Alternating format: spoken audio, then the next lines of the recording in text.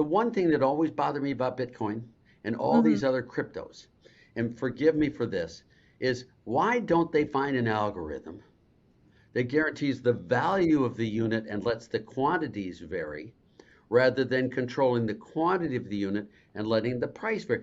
People care about price stability over the Yes. long run. When I make a contract with someone for 20 years out, I want to know what the value of the unit numeraire is going to be back then, not the quantity of it. I want to know the Mhm. value of it.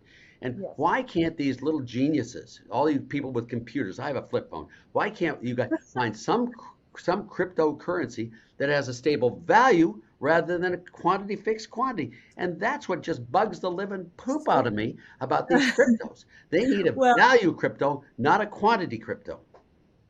so I want to revisit what we said about gold, right?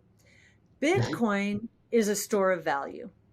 Yes. It's a No, store of it is. value It's an investment too. and an investment. So limited to 21 million units. So right now the inflation rate is 1.8% per year. That's how much is mine. In a couple of years, that will be cut in half to less than 1%, and it'll keep getting cut in half until we reach that 21 million. We're at 19 million units right now. And so to watch crypto go from 19,000 to, I think it got to almost 29,000 in the span of a couple of weeks is proof positive Exactly. that people do believe that it is a store of value, that the developers, the coders, the programmers who have built in this mathematical metering are not going to change it. So it's a store, its role, it's playing one role of money. It's a store of value. There are others trying to leverage on top of the Bitcoin network and make it less expensive to use and faster. So we'll see what happens there. But that's a store of value. The reason what you're talking about is unlikely to happen very soon, well, there are actually two reasons. Last year in May, an algorithmic stablecoin, so it was called Terra Luna. I get mixed up which was the actual coin, but uh, it it imploded. It was promising 20% interest yields, and I listened. We did two. I think we did a podcast with Do Kwon, who headed it up and who's now on the run, by the way. Um, I saw that. and we did a podcast with him, and I listened to parts of it twice, and I said 20%. It doesn't That make was his sense. Doesn't make explanation. sense. It didn't make any sense in the world. And so that was trying to control the price. Yeah. That But coin. Now there are two others. There are a number of others, but right now there's USDC, which is issued by Circle, and Coinbase and Circle are working together. This is the on ramp and off ramp. It's called a stablecoin, and it's the on ramp and off ramp to decentralized financial services or internet financial services, otherwise said.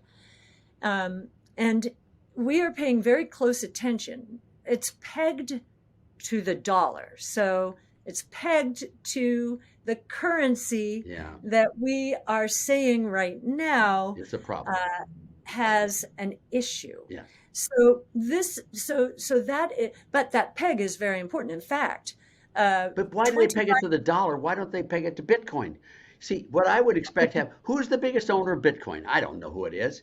But if someone said, I'm going to guarantee you Bitcoin, I'll buy all you want at 27,000, I'll sell you all you want at 28,000 or whatever the price is, that's where you need. Gold does not have a guaranteed price. It never did. Yes. But gold was out there in a fixed quantity over the centuries.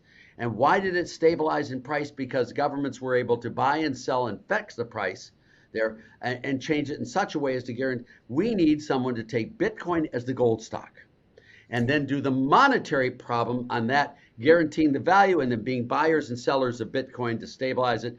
And once it gets to that 21, whatever you said, 21 million or whatever, 21 million 20, whatever Bitcoin. they Yeah. are, bitsy bits, or whatever they call Bitcoin. them. Once they get there, then you have a stable currency, and then you can have someone come in and arbitrage and guarantee the price. Because what we need to have out of Bitcoin or any of the others that you're such an expert on, we need to have one that I can guarantee is the same value in goods and services, not in US dollars.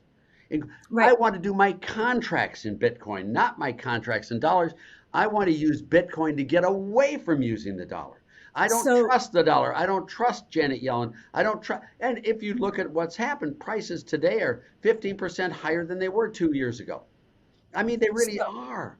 And yes, so no, I no, want to get no. to a value, stable value, where Bitcoin rises with the rate of inflation and the value of Bitcoin, right?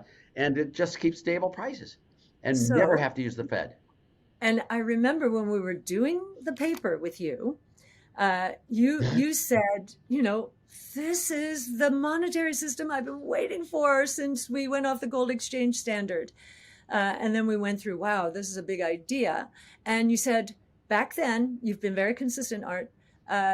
It's great. It's a rules-based monetary system. It's a global rules-based Yes, monetary system, even better. It's just got the wrong rule. They'll that's have to exactly switch their right. price. Now, here's a fascinating question because I've been thinking about it ever since you said that. It's playing the store of value role right now. Um, and if the global monetary systems right now, um, uh, shall I say, lose the confidence of people generally, there will be a shift to more crypto from a store of value point of view, certainly.